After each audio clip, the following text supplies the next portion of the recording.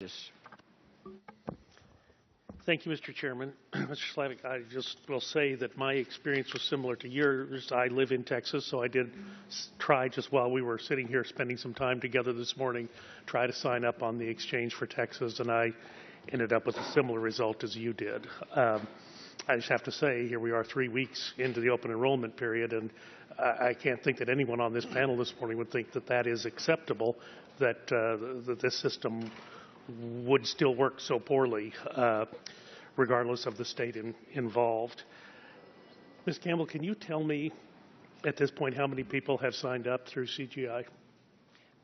I cannot, and I need to clarify an answer I gave regarding 200 failures end-to-end test. It was actually it was an end-to-end test on the EIDM where there was 200 failures. Let me, on that first morning, October 1st, we were up late doing a vote, so probably about 2 o'clock in the morning I attempted to sign in then and met with the same response. The system asked my favorite kind of pasta or something along those lines and then froze up.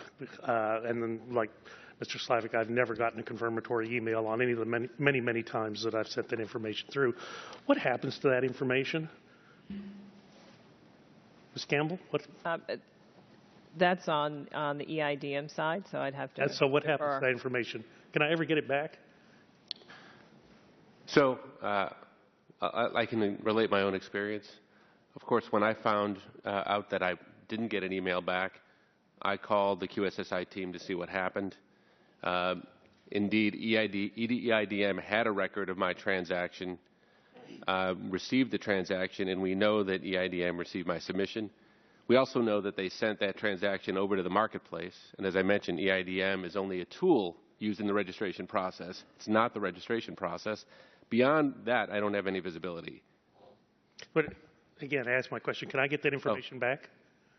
I believe that information would still reside in the registration tool. Well, I mean, there's only so many passwords that I have the mental capacity to make up, and I'm running through all of them with continuing to try to sign this up. So if you could return some of them back to me, I would greatly appreciate that.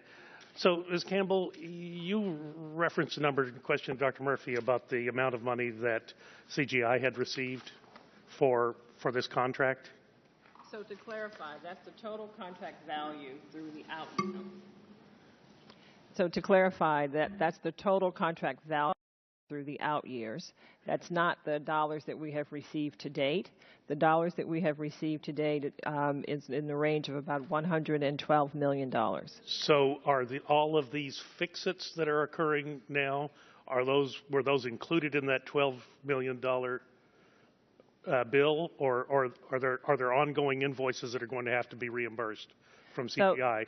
So CMS implemented a cost reimbursable type contract. And as we continue to do the normal, our contract says that we are responsible for the development, and then it moves into operations and maintenance, which is continued bug fixes and things of that sort. So we're paying. It's the normal course. It's the normal course of a development and a production environment scenario. And I'm not trying to be harsh here, but you are continuing to bill the taxpayers for the fact that your code did not work or that your product did not work as advertised, regardless of whose fault it was. On October 1st, I think we'd all agree it wasn't working. The taxpayer is being billed for those invoices to fix things. Sir, on October 1, the taxpayer couldn't get to our system. Let me just add this as an observation. I mean, it seems like we've got several fingers but no palm here. Was there anyone involved in sort of overseeing the entirety of this to make sure it worked from A to Z? Ms. Campbell? That would be CMS as the systems integrator. And who at CMS? Mr. Chow again? As one of the individuals, yes. Who else at CMS? Was the administrator for CMS involved? I can't say who was in that decision-making process. How about you, Mr. Slavic? Who was the unseen hand trying to put all of this together? CMS did play that role. I'm not aware of who went within CMS. Well, there was a comment on a blog post this morning on one of the local papers that said, when do I start to really freak out about this? The average American watching this hearing this morning, can we give them any comfort about that? When should the average American begin to really become upset about what they've seen here the past 3.5 weeks? Ms. Campbell, do you have an observation? I do not, sir. Mr. Slavic? Our team worked intensely in those first few days after the Here's launch. the problem. Nobody believes this thing is going to get fixed when we keep getting answers like this. We're asking you for help. We're asking you to be transparent, and we get non-answers to our questions. So I would submit that the average American looking in on this hearing this morning is going to feel like there's really nobody in charge, maybe somebody at CMS, but who's going to take the responsibility for getting this thing fixed and making it right? Because heavens knows they've paid enough money to have it work right. Thank you, Mr. Chairman. I'll yield back.